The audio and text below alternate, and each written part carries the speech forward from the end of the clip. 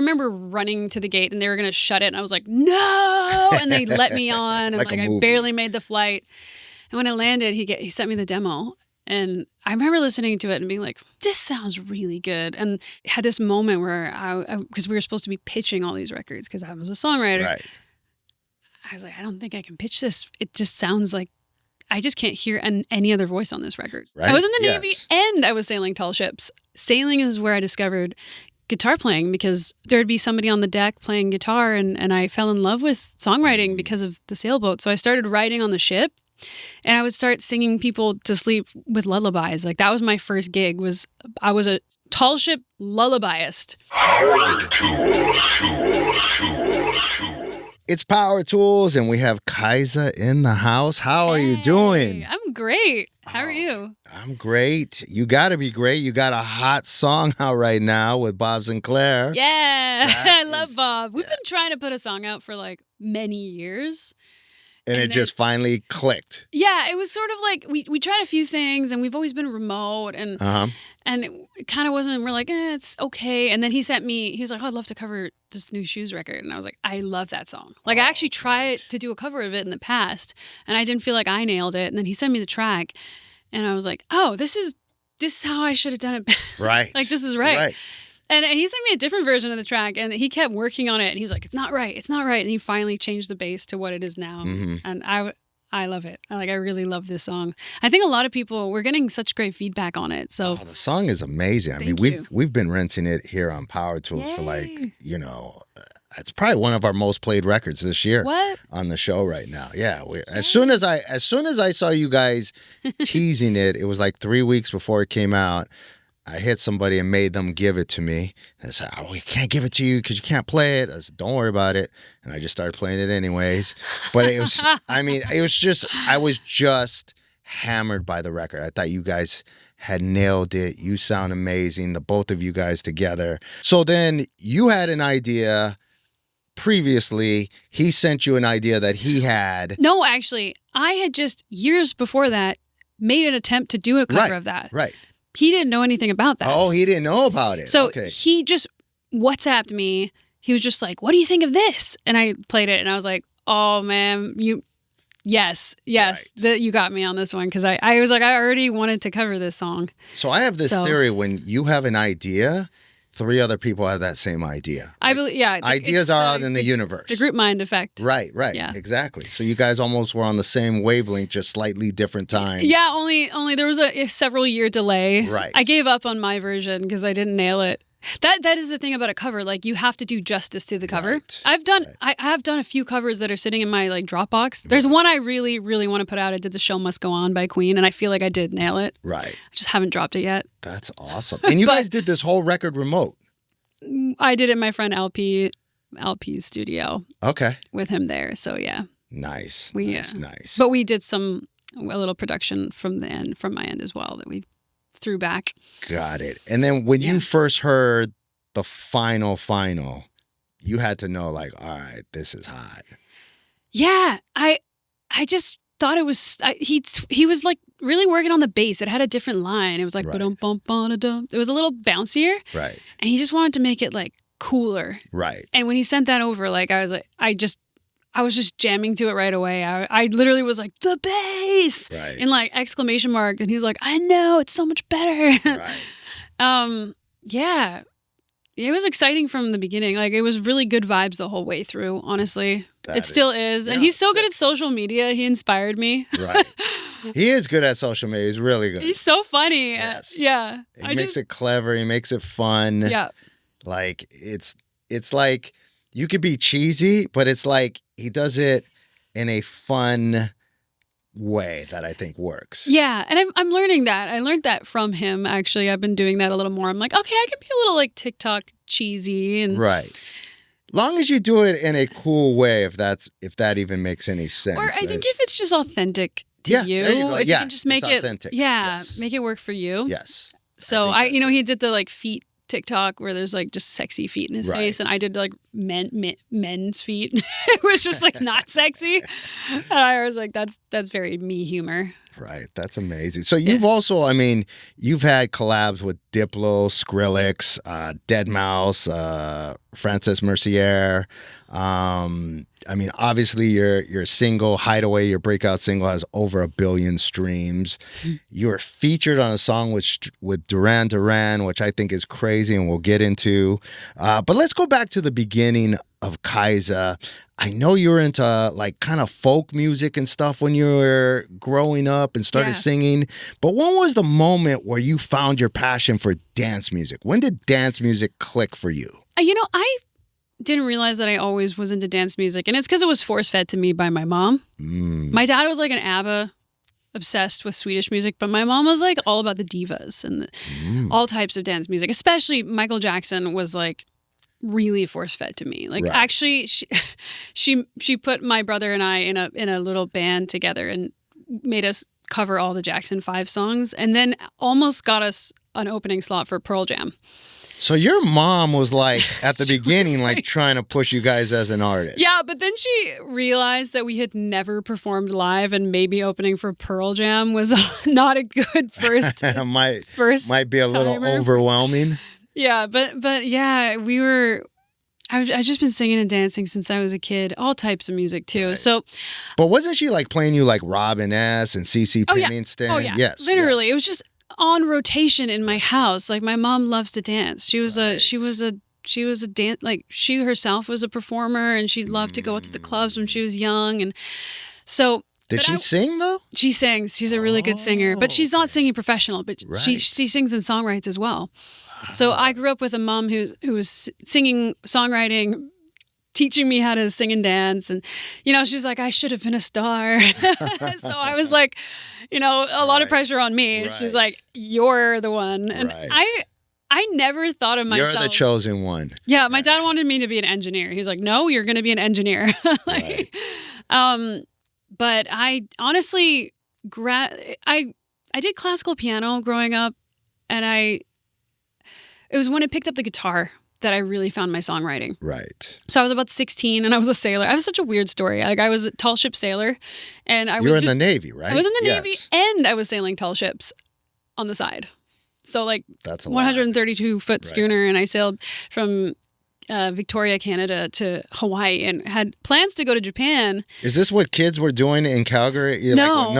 It's not like all your friends were doing this. I've never been normal. I've always been not even the weird kid, the very weird kid. Right. Like, but I got excited. Even the weird kids go, she's weird. Yeah, for sure. But the funny thing is I didn't know that I was that weird. It didn't click for me. Right. So I'm very happy that I just was like, getting excited about a lot of things. I get very obsessed with things. Right. So if it was like sailing, I was just like all about sailing and nothing mattered but sailing. And ballet too. I was all about ballet for many years until I realized, my feet are the wrong shape for ballet, and I was going to have knee and hip problems. So I was like, I don't really want to be crippled when I'm older. So switched to sailing. Sailing is where I discovered guitar playing, because there'd be somebody on the deck playing guitar, and I fell in love with songwriting because of the sailboat. So I started writing on the ship, and I would start singing people to sleep with lullabies. Like that was my first gig. I was a tall ship lullabyist. Nice. and they became like every night I would sing them to sleep, and they're like, where can I take these songs home? And I didn't have demos, so my dad helped me make a demo CD. And then I just gave it out to my friends and anyone who wanted it. And then somebody actually mailed it to a music school. And when I was sailing to Hawaii, by the time I got to Hawaii, I called my mom to let her know I was there. And she was like, did you apply for college? And I hadn't. I was like, no. She's like, well, you got accepted into a music college. It was this little college in the middle of the Kootenay Mountains of Canada. That's crazy. And they're like, we would love your daughter to come to our school. And so it's funny, like things happen in weird ways like that for me in my life. So I got into college without applying. And then I went from there, applied for Berklee, and got almost a full scholarship to Berklee College of Music. So at that point I was like, maybe this is a sign that music is in my future, because it It was just effortless. It was just coming to you. Literally. And I guess you're in Berkeley, and that's in New York. Is that in Boston? Right. But I would take there was a bunch of buses, but there was like the cheap Asian bus that went from Boston, and it went through all weathers. It didn't matter. I would get on this bus and it would go extra fast to New York.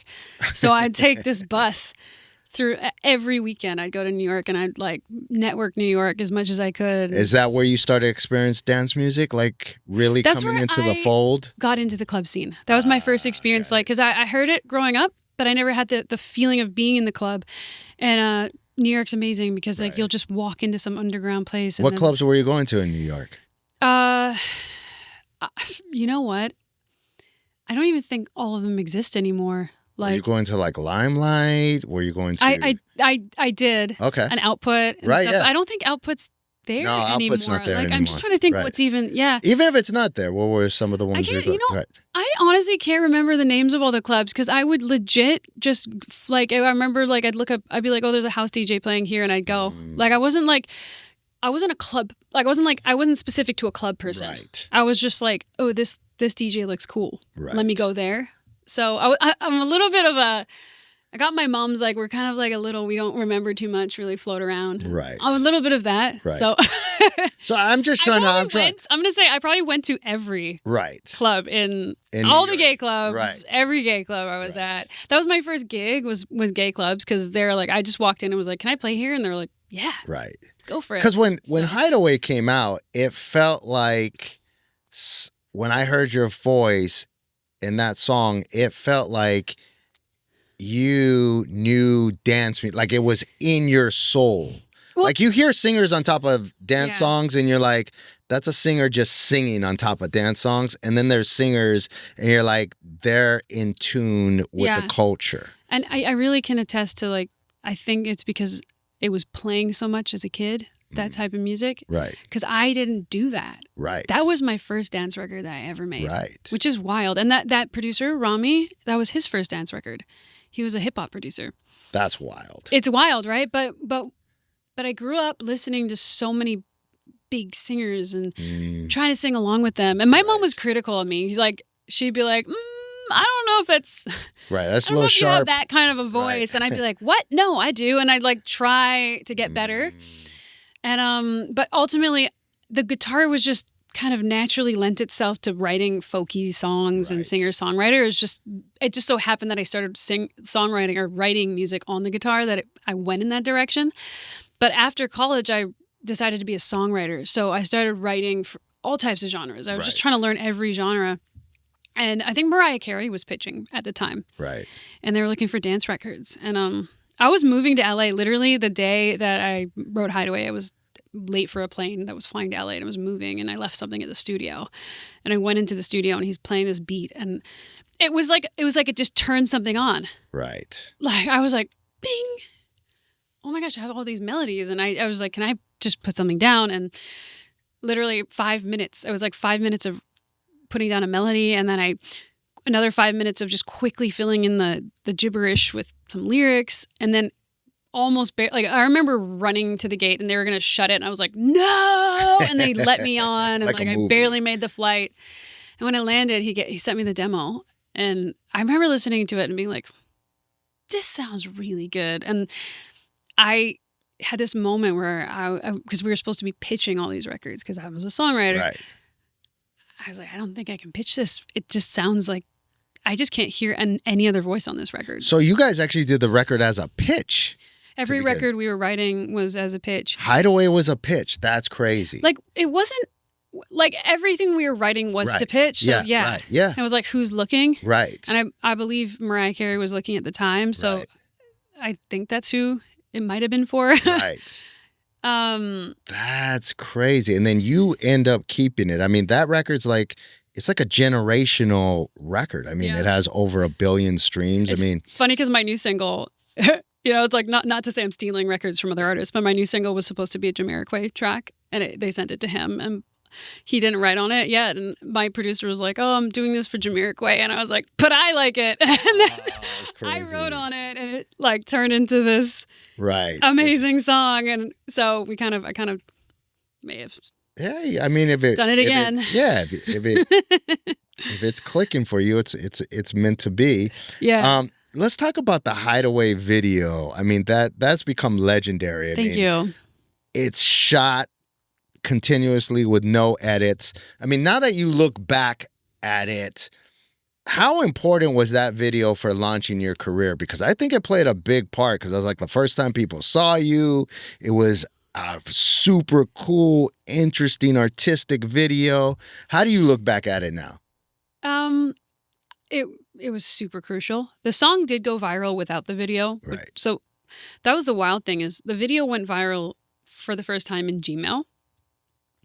We had an unlisted link and we sent it to a few people, and then we went back and looked and it had like 2,000 views. Right. So we're like, we only sent it to like 5 people. Like, how does it have 2,000 views? And then it clicked like, oh, this is viral. Right. But when Annie Mac first played it on the radio in the UK before the video's out, this is about a month before the video was out. Right. It also went viral. So when we realized we're dealing with a viral song and a viral video, it was like, okay. And for me, viral was like a few thousand. Like, right. I didn't have any concept of how big it was going to get at all. So I think the video just really set the tone for the whole vibe of everything. Right. It was the fashion. It was the people in it. It was really important for me that it had different body types and different like cultural. It really felt like New York, like Brooklyn. Right. So... And that is really our ethos, like as an ecosystem, even to this day, is like just really celebrating natural humans and not like, I don't know, just like all types of people, and really being inclusive in how we, like, even in my new music video, there's like, I think half the cast is like 70 and above. Right. Like, all inclusive. But when you did the Hideaway video, I mean, because you're a brand new artist already shooting a video, like, were you planting the seeds like, we need a video to go with the song? Or is this just kind of, hey, let's just shoot something for fun? It was a bit like we knew the song was good, and then we're like, we should do a video, and then we didn't have a budget, so it's like one takes seemed to do well, and we don't have to hire an editor if we do one take. And, so it was based on more the budget. Oh, for sure. I mean, we were broke. We were so broke. So if you had let's just say you had a $20,000 budget, the video would look way different. Totally. It would look way different. Crazy. Yeah. And I'm happy I didn't. No, honestly. Absolutely. I learned to limit myself, actually, because of that. Right. I think when you have less, you get more creative. 100%. Yeah. So I agree with that. When 100%. I mentor students to this day, I tell them, like, don't think because you just don't have a film crew or you only have an iPhone that you can't do anything. Like, you literally have a professional camera in your phone. Like, so much more than I had a decade ago or more, you know? So, and who shot the video? My brother. That's because you had no budget. Yeah, literally. I was like, hey. Was he a director? He was an aspiring director. He did wedding videos and stuff like that. So that was his first music video? Oh, yeah. I think so. He might have done like nothing like substantial. Right. Yeah, we were definitely like coming up. So I was like, amazing. If I just fly you here, can you? And that was a lot for me to even get him a ticket. So. And it all just clicked. Yeah, like it magic. feels like it really was like meant to be. Just how everything popped into my head so fast, and the timing. It was like at the very last second, and then we were supposed to do it in LA, actually, on the Walk of Fame. Rami was like, I want it on the Walk of Fame. And I was like, I don't know. I think New York's cooler. Right. It was honestly a little bit of like tension fighting back and forth. Right. Like, no, I think it should be this. No, I think it should be that. And then I was like, no, it's New York. And I came back to New York. And my choreographer, who's now my manager, she had never choreographed anything for me. But I was like, I want to do a one take. And then literally, it was like, I was in capoeira, like Brazilian martial arts, and my capoeira instructor's in there and his wife. It was like friends. My friend's like gay acting friend was the guy that I like was supposed to be making out with. Right. So you just pulled in all friends, all favors, everything for this one video. Yeah, and like that was the only day they were all available. So if it didn't work, it would have been. I don't think we would have gotten it. And somebody actually stole, like, somebody put the camera down while we were like just working and busy, and some guy just came and grabbed it and ran. And so we literally like had a whole New York chase. Like everyone was just chasing this guy to get the camera equipment back. It was so New York. It was funny. That's amazing. You also worked with Skrillex and Diplo on Take You There with the Jack U project, which I really love that song. That song's amazing. Talk to us about the energy of working on that collab and how did that collab come together? I was in Ibiza for the first time, and I was like, honestly, everything had blown up so fast. I really was just like overwhelmed by everything, and I had never hung out with any celebrities like at all ever. Right. And so I went and did my performance and came off, and Diplo and Skrillex were just standing there, and I was like, I recognize them. And then my producer was like, you need to go talk to them. But they had come to see me, so that was weird for me because I was like, why are they here to see me? Right. I didn't realize that I was the new... your song, I mean, it was exploding. That it just hadn't clicked that I was considered cool. I was never a cool kid. Like, I was the really uncool, artsy kid. Right. Who was really weird. It took me, like, till the end of high school to develop social skills. Right. Like, I was clinically shy. I had to skip I had to do kindergarten twice because I was so shy.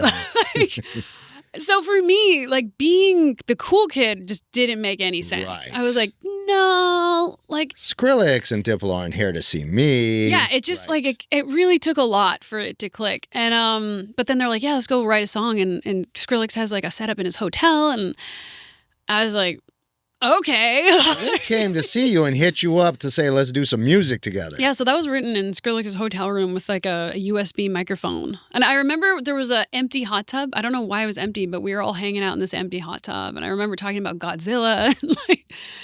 And that's where you guys wrote the lyrics and everything right there. Yeah. That's crazy. Literally, just really fast too. Right. My best songs happen really fast usually.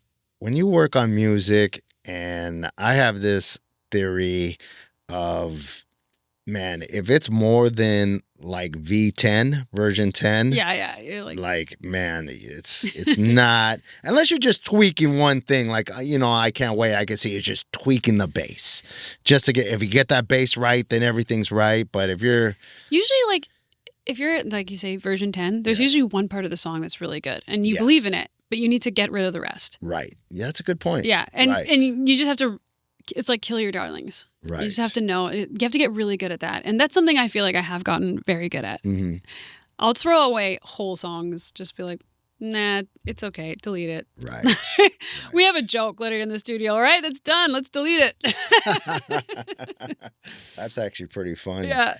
I mean, and obviously you know that because you kind of started writing for other artists. So you understand you're going to write, 100 songs. 5 of them are going to get placed. Maybe. Yeah. And the other 95 is just basically you can delete. Trash. Yeah. Yeah. Literally, most of it's trash. And honestly, most of the things I write probably to this day are trash. Right. Like, I'll just be like, as I'm writing, I'm like humming note, and then I start, oh, that's nice, and then I go on an idea, but I'm deleting as I go live. Right. Like I'm live deleting. So I got good at doing that. Right. But I'm really. I'm really like good at judging myself. That's good. But I feel like when something's good. Like you hear a song on the radio, right, and it's good. So why wouldn't you know when your own idea is good or not? Right. And you just have to like accept that we all come up with a lot of bad ideas. Yeah. And, or they're good ideas, but only the great ones really stick. Exactly. Yeah. And it's like we're always trying to get to the great ones. Right. And that's what Dancing and Crying is really for me. It's like the new project, the series. It's just songs that I really feel are great. Right. And that's why they're shorter. They're like 6 songs, maybe 7 songs. It's because I don't want to fill it up with songs that I think are okay. Right. I really want it to be songs that are like every single song that goes on this project is at one point in time my favorite song. Right.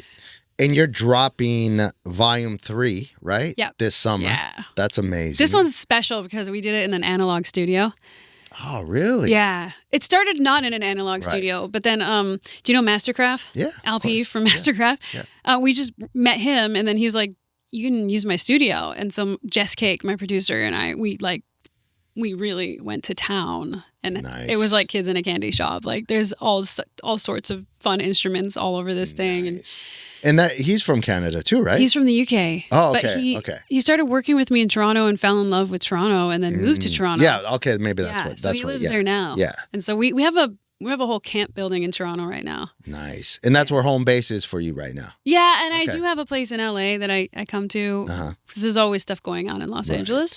Right. But yeah, that is, I'd say, like where I'm based out of. Right. But you grew up in Calgary, and talk to us about how that, coming from Calgary, how that inspired you as an artist today.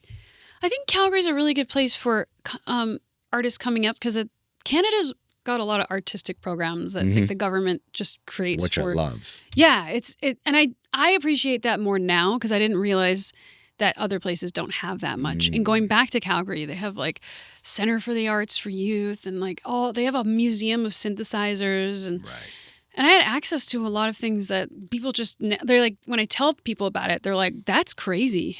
So it's very country, very singer-songwriter, bluegrassy. And I think that's why when I picked up a guitar, it was like, oh, okay, I can write songs like the ones I hear on the radio all the time. But it wasn't necessarily what I do. It's not that I don't resonate with it. It's like, it wasn't what I normally would maybe play. Right. But I knew, because I heard it so much, I just knew how to write it really easy. It was so effortless for me to write that kind of music. But Calgary, it's a beautiful city too. It's a really safe city.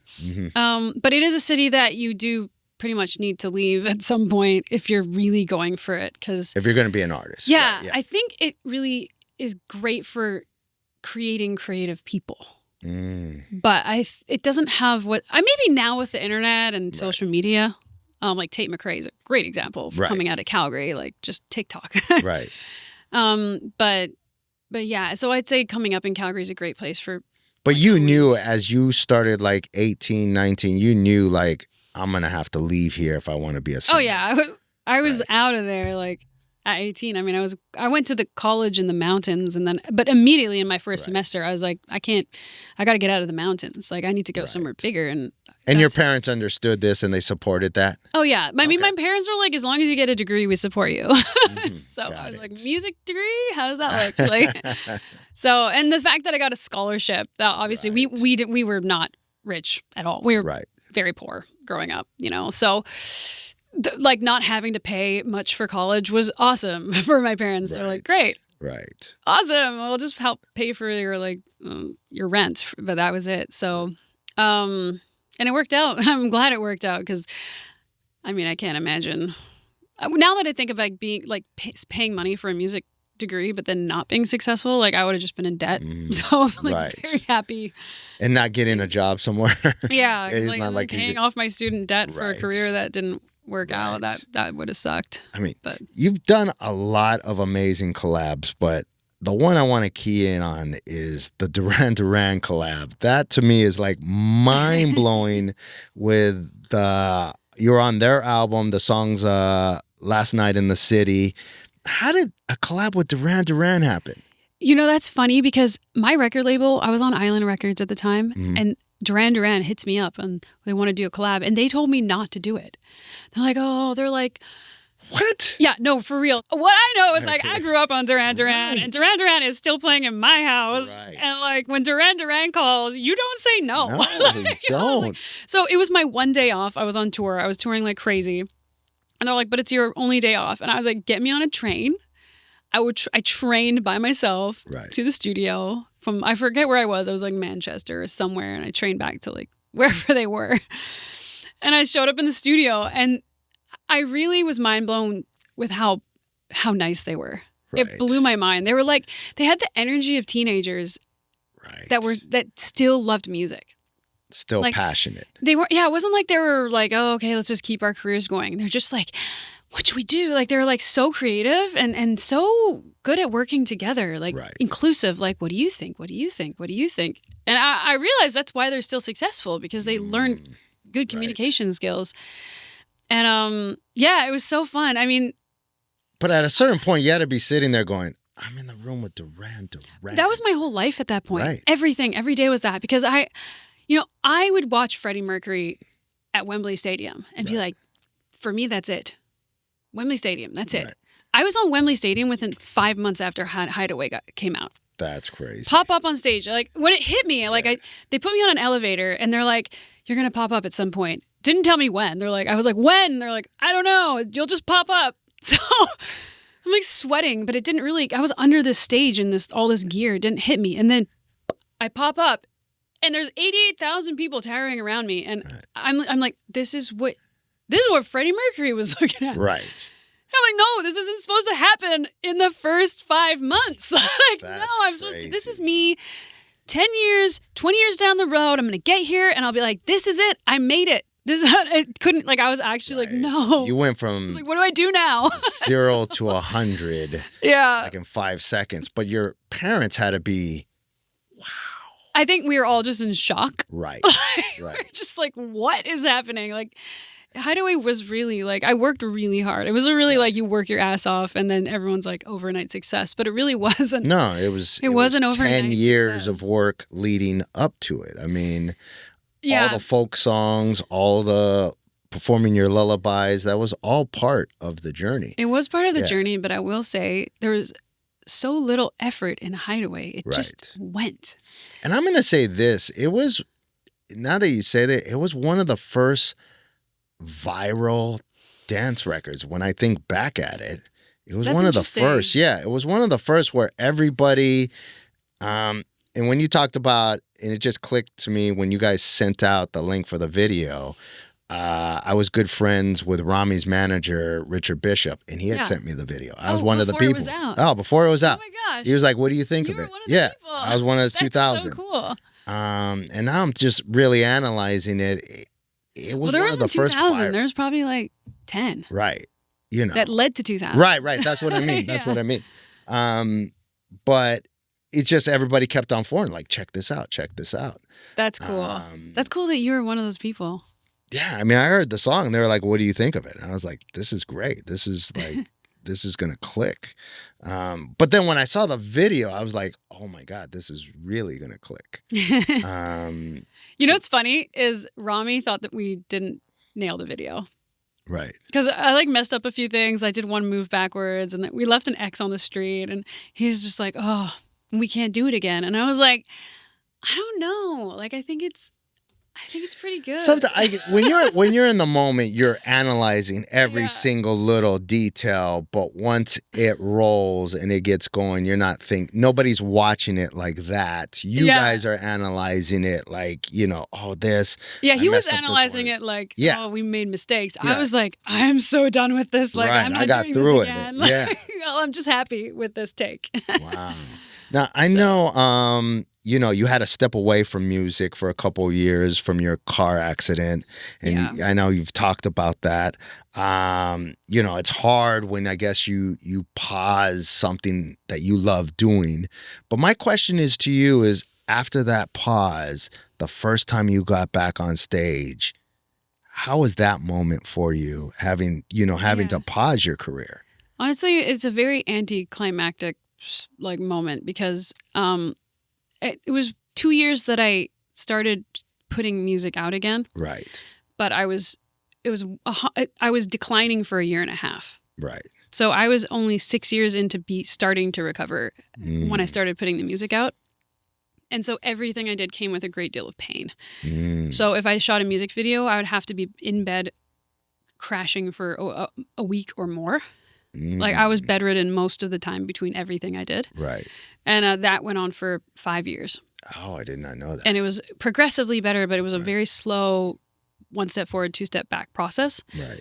I had a condition called cluster headaches, which is also known as suicide headaches. It's the most painful headache on the planet. And I was getting 4, 5 a day in the middle of the night. So my sleep was disrupted. I was tired. I wouldn't be able to be sitting here with these lights without having a headache. So it was painful for years. Right. When I started doing dancing and crying, it was when I started to turn a corner. And it's weird how the brain works.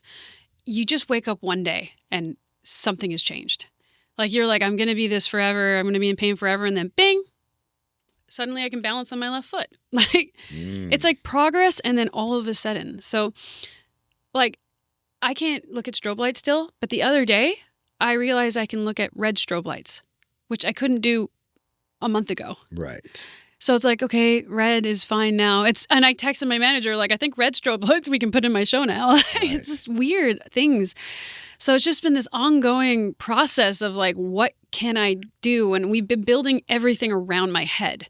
And we got really good at working around my injury, and everything was to do with the disability. But then suddenly it started to shift, and I was able to like handle crowds more and come quickly on and off the stage and do short sets. And when I was able to dance again on stage, that's when I was like, I'm going to go back to dance music. Like, I missed it so much. So it even changed the music you were doing. Oh yeah, I just couldn't dance. I actually couldn't dance. So Crave it's basically how Crave came about was I had a bunch of songs that, as I was writing the kind of 90s dance music, some of the songs turned out a little more 80s and they weren't really dance. And I had a collection of ones that I really liked, but they didn't really fit the vibe. Right. But I was like, oh, I have all these songs that I actually do like. Why don't I just go back a little to the 80s? And, you know, it's a little bit of a modern take on that. But like Power, it was the pandemic. So it was like happy power music. Right. But had it not been for the injury, I probably wouldn't have done that. I had a whole other album that I was making with Stuart Price actually before that. And yeah, tons of it's weird to think of how many songs didn't come out just because of my head injury and things that were disrupted. And I had a whole duet that I was doing with a ballet dancer that we were going to shoot and we had to cancel. And everything, I just felt like I'd lost so many things. But then but now on the other side of it, I've grown so much. I'm like probably the most patient person I know now. And I've really just learned how to prioritize just really quality people and put up boundaries and like all the healthy things that we tend not to do. I got really good at only because I had to, because it was like it determined whether or not I was bedridden or not. So but now I have this like amazing ecosystem full of great people who I love. And I'm working with producers that I think are amazing. And so it's really turned out for the better now. Right. I'm independent. It took me a while to get, from a business perspective, back on track. And I decided not to go back to the major labels. At first, it was mainly because I couldn't be relied on. I might crash at any moment. Right. But then I realized like I really like the indie way. I'm such a unique and abstract person that the labels were really limiting to my creativity, and they would say yes and no to most things. Right. And they played up. They try to say no to Duran Duran. What the hell? Right. Right. Exactly. So I realized, like, I think the fact that I got through the head injury made me realize that I think I can get through the indie hustle. You know, it's harder in some ways, but it's just free in every other way. And it's more gratifying when it does click, I think, on a indie vibe. Yeah, and it really allows me to fully be as authentic as I can, as possible. And yeah. So and going to your album, now that I'm understanding the story, the album that you're dropping this summer, you know, I guess it's really because you're able to dance. Thus, Dancing and Crying, Volume 1, 2, and 3. Well, so Crying, when I couldn't dance, I didn't realize how much dancing played a role in my personal therapy. Like when I was stressed, I'd be like, okay, what should I do? I'm going to go dance. You know, who's playing? And I'd go out on my own sometimes. I'd just be dancing and I'd get it out. Or I just literally dance in my house, or I'd go to a dance class. Like dancing was my therapy. But when I couldn't dance, I wasn't able to process any of my emotions that way. And maybe in some ways it was... I didn't know how to process my emotions without dance. Right. But it wasn't until I had like a really good cry that I realized that crying did the same thing that dancing did for me. And so I would just cry. Crying became my dancing. And I remember screaming into pillows, and I just let all my emotion out. But it was so healing. And I realized that dancing and crying are both very honest physical expressions of the body releasing emotion. You're right. 100%. So they're very similar in some ways, and both very healing. Like dancing is clinically proven to be way more effective than any medical antidepressant. Right. So and your single "When I'm Dancing" from your album, I really love the breakbeat vibe on that. Thank you. You know, it's going back to your story where dancing is healing for you. Yeah.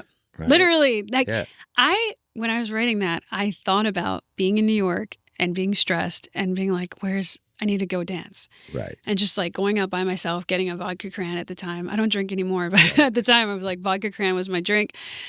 Have a glass, dance. Right. And I feel better. And it was like, don't talk to me right now. I'm dancing. Like I'm going through it right now. I had a bad week. This is my moment. Right. This is your moment. And I think a lot of people do go to the club for that reason. Like, right. I think the club has different reasons for different people. A lot of people maybe just go there to get wasted or whatever, but I think a lot of people do go there for the healing side of it, and just to try to like reset themselves emotionally. Right. Yeah. So that's why I went. And so that song is about having a really heavy week or a heavy just life, and then just wanting to just let go and let it all come out on the dance floor. That's dope. I got a chance to listen to a few cuts from your upcoming album. And man, All Star, that is sick. That tune is a vibe. Talk to us about the inspiration of the new album, and who are some of the people you're working on it with. So Jess Cake is the main producer, and then Bradley Spence. He's from the UK. Right. He's quite an iconic producer who has done. I mean, he doesn't talk about anybody he's done, but he's done monster records. And then LP. Okay. So it was the three of us, and then a little bit Sugar Jesus, who did Dancing Crying 1 and 2 a lot more, but he's just become like the guy for like every big musical in the world right now. Right. He's like doing ABBAs, and he's doing Disney, and he's like slaying the musical game. So he was a little busier, but yeah, the three of us basically did this one together. And how is this one different from the last two, I guess? They're all just progressions. The last one that I did was an interesting process, volume 2, and I didn't do as much marketing for it because I had a really hard year. Like I had gone through a big breakup, and then my dog got poisoned to death. It was like, oh, sorry. So in the midst of having to finish that, I think it was brutal. Honestly, I kind of was newly single, and I was like, I'm feeling sexy. Like I haven't really fully gone into my sexy self fully. And I was like, okay, let's put on the corsets. Let's do this. This is my moment. And then my dog dies. And it was like, none of that emotion I could connect with anymore, but I had made all this music, and it was a tough time trying to process all of that. So that heaviness from that year, I'm just getting through it, really fed into writing when I'm dancing. Mm-hmm. And I really found myself going out to dance classes and things like that, like reconnecting with dance again, being on tour finally again. Like, oh, I feel good after a show. Like I love being on show. I just love performing. So that song really, when we finished that one, we were like, okay, I think this is going to set the tone for Dancing Crying Volume 3. Raining actually was written before all of these songs, but it sounded very different. That was one of the hardest. I don't know if you heard Raining. I don't know if that was on the link. Okay, maybe. It might not have been finished at the time, because Raining we really struggled with for a while, and we just finally nailed it. But it was the one that had been written like during the Volume 2 era, but it didn't fit that. Right. All Star, it was like Hideaway. It happened like in a matter of like, I think less than 10 minutes for sure. Yeah, it maybe like, I'd say 5 minutes on the melody, 15 minutes on the lyrics. Right. And it was a channel, it was a vibe, we were feeling it. And I wrote that in my living room in my house, and then we brought it into the studio. And like I'm playing the omnichord, this like. Oh, okay, you're playing on it. All right, nice. Yeah, like I put some of that on. Like there's so many little things on there. Nice. And I went through a lot of different. There's very few layers on that song, actually, which I like about it. It's quite simple. It's simple, but to me, it's an effective. Like there isn't too much going on, and that's the vibe. I mean, I test all my songs. I have these little underground parties where I throw them just to hear the music in the context of other songs. Where do you do these underground parties at? My friend's museum has an underground like. Oh, really underground? Yeah, literally underground. Okay. Club that's new, and so we've been throwing them there. But what city is this that's in Toronto. But I should do it. I should do it here. Like it's they've been growing. Like every time we throw them, and it's invite only. And if you can come if you know a friend who's going. Right. So they keep building that way. Right. But then we get to test out all the songs, and we test out songs that are demos. Like you're gonna hear songs at these parties that are like not even close to finished. Right. But All Star performed so well. Like when we played that, people just went off on the dance floor. They loved that. Like, and there's and With You as well. Right. With you. Yeah, that one. Yes. They loved. And it was funny because that one I wasn't sure about. I loved it. I just thought it was cute and weird, but I didn't know. And it clicked so much, and it clicked with a lot of young kids as well, which I was like, oh, I love that. I love that they're connecting with this song that I wasn't sure they were going to connect with. Because there's always a song that you're like, I love it, but I hope they do too. But people are really connecting with, I think, all of the records in their own way. So, and when you do these underground parties, like how many people are there, and do they know you're just playing your music? Are you mixing? We're not just playing my music. Right. So you're mixing it in, so they don't know. Right. That's the only time you'll see me DJ. Right. Oh, you're DJing. Yeah, nice. I'm starting to DJ. Nice. Only at these parties, but now I'm like, maybe I should DJ. Right. But mixing in all types of records, literally just whatever we make that day, really. Because I want to hear it in context of like if it was played in a nightclub, in the context of other music as well. Right. And also I don't want people to necessarily know what's the new music, what isn't, what's coming out, what isn't. I just want them to be in the moment. Right. So I'll just kind of, depending on the night, like we did throw like when we finished the songs, we did throw a like celebration on my birthday, and we're like, these are the new songs, but normally I sneak them in. And you don't know. Yeah, right. So you get an honest opinion. Yeah, exactly. Which I love. And there's some ones that aren't on Dancing and Crying Volume 3 that performed very well that we're like, all right, that's going on 4. Nice. So it's nice. I think the live setting tells you the most about your music. 100%. Yeah. 100%. The dance floor never lies. Never. At the end of the day, it never lies. No, it's so true. Yes. So when you're not in the studio and you're not touring, what is your favorite way to kind of switch things off? What does Kiesza do? I love dogs.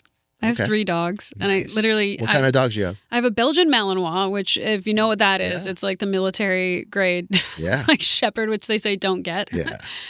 But that I train her. She's amazing. Okay. And then I have a 6-pound Pomeranian who I rescued, and there's not one brain cell in his brain. Like he really is inbred. He was from a puppy mill, and the gears aren't turning, but he's the happiest guy. He just sits there with a smile. That's great. And he hangs out. He's like an animated stuffed animal. And then I have an older terrier who's just always angry, but he's like, he loves to rage. This is a great group of dogs. Yeah, they're all so different, but he's passionate about raging. I think terriers are kind of like that. He's like, gah, gah. He's like a cat. Right. He'll be like, pet me, and then he'll be like, stop. So he's dramatic. I guess I'm a bit dramatic too, but Can you walk all 3 dogs at the same time? I can, but not many people can walk with them all 3. No. But I put Little Man is the Pomeranian. I put him in a little backpack, and I put him on my back, and he can't go anywhere as far as the Belgian Malinois. Right. So, I love the dogs, and I love I'm very creative, so like I do love to paint. I love to just honestly, sometimes I like to just sit on the couch, stare at the ceiling, and do nothing. Like, are you meditating, or are you just doing nothing? Sometimes I really am just turning my brain off. And I have gotten very good at that because of my brain injury. I sat in bed for so long. But then it's actually the best way to connect to the ether. Like, suddenly you're just like, you're like down. Left your body, and you're like not here on planet Earth anymore. That's interesting. I love that. A little astral projecting here and there. Right. And cooking, I'm not super into cooking because I don't have too much time, but I love cooking. I love the art of flavor and like finding how, like, just like a song, like what if, and I know it says not to do that, but what if I just put that in there? And interesting. It doesn't always work out. Right. Sometimes it does. But when it does, people are like, what was that? And I'm like, I'll never tell. Awesome. And what else does Kiesza have cooking for 2026? You got the new album dropping. You're dropping some singles. Is there a tour? Any other collabs? Yeah, well, I just dropped a track with Nostalgics. I don't know if you heard that one. Nice. Dancing Through It All. Right. That came out like a few days after the Bob Sinclar track. Right. I have a few collabs this year. And I've been getting a lot. Can you mention any of them? Not yet. Okay. But I will tell you before, because they're sort of in progress and we haven't set up the dates for all the releases. Okay, maybe one, because I did mention online. Do you know Sieb? Yeah, of course. Yeah, I have a good song with Sieb. Nice. They wanted to put it out in March too, but we're like, there's already 2 and then my songs are coming. So we're going to do that, I think, after the album. And then I have one more. And then I just I can't mention it yet, but one that I'm really excited about, a really iconic artist just reached out to me. Nice. So, but I definitely want to, I haven't even recorded the song yet, so I'm going to do that first. And all these collabs, they're separate from your album, right? Yeah. Okay, got it. Yeah. Right. I kind of turned off collabs for a while as I reestablished myself. Right. And then I decided, like, okay, well, I think I got a good foundation now. Right. I really wanted to like come back. I like same with Hideaway. I really wanted to I want people to know me as an artist, not me as the person on this song or on that song by this DJ. I really want to like solidify myself as the artist that I am. Right. And I feel like Dancing and Crying has really set a good foundation. So then this time around, a bunch of collabs are coming in and I was like, you know what?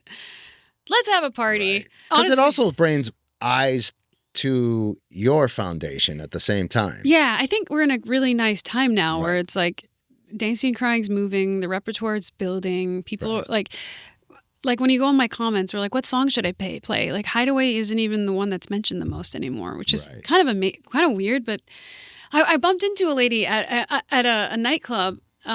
She was dancing and she's like, you're that girl from that song. And I was like, yeah. And I was about to be like Hideaway. And she's like, All of the Feelings. Right. And I was like, oh, whoa, I did not expect that. I had a 6-year-old. I actually felt a little bad. This 6-year-old, their dad sent me a message from her because she's like, Dad, I want to send Kiesza a message. And she's like, Kiesza, I just love your song. So erotic. I was like, what are you doing playing that song for your 6-year-old? Wow. But yeah, apparently the kids are into the kinky music. So. Right. They don't know it's kinky. They just hear Dad playing it and they're like, I like this song. Literally after that happened, I texted my manager. I was like, we need to do a kids safe playlist for Spotify. They're welcome to, if the parents are like, yes, go for it. Smart. Just in case they don't want their kids starting to strap me to the bed. Right. Here are the ones that I can guarantee are child safe. Nice. That's actually a smart idea. Yeah, because I have a lot of kid fans and I have to remember that. Right. You know, I have a song called Like a God on this one. You do me like a God. Right. I'm like, maybe that won't be on the kids playlist. Right. Yeah. And any tours in the works? Yep. Yeah. I've just announced it actually this week. Okay. I'm touring mid-May through June. So we're doing East Coast US and then a little bit in Europe, like Paris, I think Denmark, Germany, the UK. I mean, what's great about your career, because, you know, some of, you know, your songs, they were global. Oh, yeah. It wasn't like, probably in the States, they were probably like, because pop radio was so weird at that time, like, you know, your least popular place. You know what I'm saying? You're having pop records, like number 1, number 2 records in the UK and around the world. So it must be nice to go back and perform and have like the world as your playground. It's sort of interesting because I'm realizing now more than ever how far Hideaway reached, because like it doesn't matter where a person's from. Right. Like the song is much bigger than, like the song itself is bigger than me as an artist. Right. And so anywhere I go in the world, if I'm like, I'm a singer, they're like, oh, what's your name? Kiesza. They're like, oh, cool. Right. I'm like, then I play them the song. They're like, oh, I know that song, you know? But it doesn't matter what country they're from. Like, it blows my mind. Like, it could be anywhere. Right. Like, it could be from, like the middle of Vietnam. They're playing it. And I think it charted top 10 in Saudi Arabia. Like, that's got to be crazy. Which is wild. Right. And it's so amazing to me because, like, I mean, that usually doesn't happen. So the fact that it even happened once for me. Right. is just mind-blowing. Right. And I'm so grateful for it. Yeah, because you get to go back to a lot of places. Yeah, and I have honestly, a foundation. It's a viral song. So, like, anytime I, like, put it on TikTok or whatever, it just goes viral again. Right. I think it's having a resurgence, too, at the same time. Because I think people are looking for older music, and I've seen some remixes online. You know. Yeah, a lot of people are asking for a new version of Hideaway too. Right. They're like, hey, are you gonna do another version? Right. So we're thinking a lot of bigger DJs are like want to recreate it. Oh, so sure. We're kind of like, okay, maybe it is time for another update on that. We'll see. Right. Only if it feels right. I really am like I go by feel. Right. If the moment strikes, it will happen. Right. But, that's awesome. It's great to have you in here for Powertools. We're excited about the new album, the singles you're doing. I mean, the song with Bob Sinclar. I mean, it might be one of our most played songs on the show this year. Wow. That's how much we're rinsing it. Is it because it's requested, or you just love it and play it? No, we love it, and we see the DMs and we see the response from it. I mean, there's ways of us checking when a song has heat, and the song definitely has heat. Yeah. It's funny because my mom was like, hey, is this a cover? Right. And then I was like, yeah, the new Shoes track. And then she's like bopping with her friend. And I'm like, it's one of those nostalgic records. Right. Kind of like. But I think I'm going to say 80% of the people that like the record don't know it's a cover. Yeah, I've noticed that's that when too. the cover really clicks. That's when you do it right, when somebody younger can just say, I love this song, and then they go, it's a cover? Yeah. You know, that's crazy. And I think you guys really, really nailed it. Thank you. It's definitely a vibe. And yay. Yeah, thanks for coming on Powertools. Oh, thanks for having me. Powertools.